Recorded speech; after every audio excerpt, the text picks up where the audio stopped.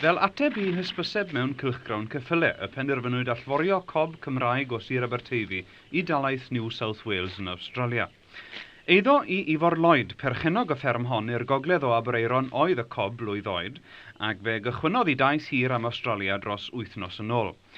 Gwraig gefnog yn berchennog ar fferm enfawr 2000 o erwe yn Heddiw, New South Wales oedd angen y cob ifanc, a lle gwell allai hi ddod nag I fferm Ifor Lloyd, lle mae yna draddodiad hir o fridio ceffyle gydag arbenigo ar y cob fel bryd. Mae Ifor a'i dad wedi llwyddo am blynyddoedd I ennill gwobrelu am fridio cob, ond mae yna beryglon y gall y wasgfa economaidd gael dylanwad drwg ar safon y cob yn ystod y blynyddoedd nesaf.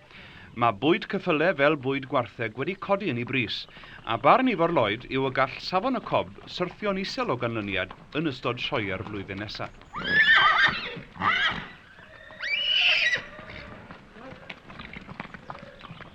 Fe ellwch I dalu I fyny I 1000 o bunnau am geffyl da I gynhyrchu cobiau dyddiau hyn. Pan ofynes I Ifor Lloyd faint o arian gafodd am y cob a ddanfonodd i'r Awstralia, fe wrthod o ddweud, ond roedd e'n barod I gydnabod fel cardi da fod y pris yn sylweddol. I ni gael bod yn glir o un peth yn gyntaf Ifor Lloyd, dyma fam y ceffyl sydd wedi mynd I Awstralia nawr. Ie, naturiol.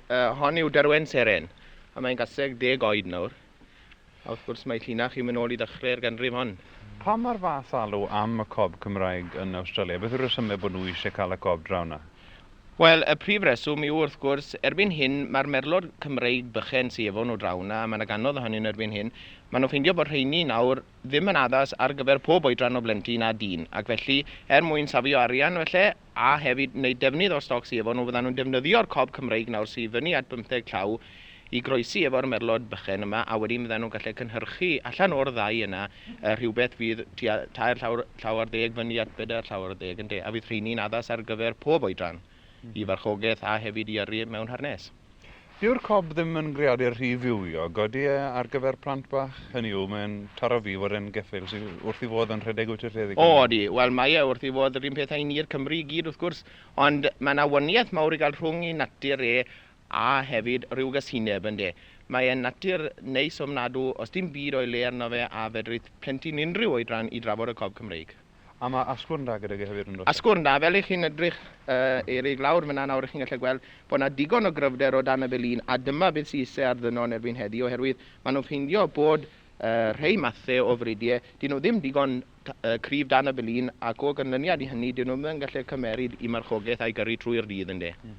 O ran cystadlaethau, mae'r cob wedi bod yn llwyddiannus iawn yn ddiweddar yn dyn nhw? O, wedi bod yn llwyddiannus iawn a mae yna dîm o gobiau Cymreig wedi ennill pencampwriaeth gyrru Pryden eleni a wedi meiddi y caredin wrth gwrs foelodd I geffyl Fe foelodd I geffyl wrth gwrs ond fe ath Mr Bowman ymlaen efo'r cobiau Cymreig I ennill y pencampwriaeth ynddi. Odych chi'n gweld yr allforio yma I Awstralia yn rhywbeth sy'n mynd I ddatblygu yn y blynyddoedd I ddod Ifor yn rhywbeth proffidiol iawn I frydwyr yng Nghymru? Wy'n credu bod Serenllys y cyntaf o lawer ohonyn nhw sy'n mynd I fynd I Awstralia ac nid yn unig I Awstralia ond I bob gwlad oherwydd mae'r merlod bychen Cymreig wedi mynd bron bod I bob gwlad yn y byd erbyn hyn ond nawr wrth gwrs mae bobl yn gweld bod croesi rheini efo'r cobyn Cymreig yn cynhyrchu rhywbeth ychydig bach yn fwy sy'n addas wedyn fel wedi dweud ar gyfer pob un. Nawr y nesaf I fynd I Awstralia, mae'n siŵr Ifor fydd sensation, sef brawd Serenllys sydd wedi mynd I Awstralia. Faint o obeithion sydd gyda chi ar gyfer hon fan hyn nawr? Wel, wy'n gobeithio na fydd hwnna ddim yn mynd I Awstralia Erig. Hwnna wy'n gobeithio fydd yn chwifio'r faner I ni yn y sioeau blwyddyn nesaf gobeithio. Mae'n geffyl da iawn. Y gorau I ni wedi gynhyrchu hyd yn hyn wy'n meddwl.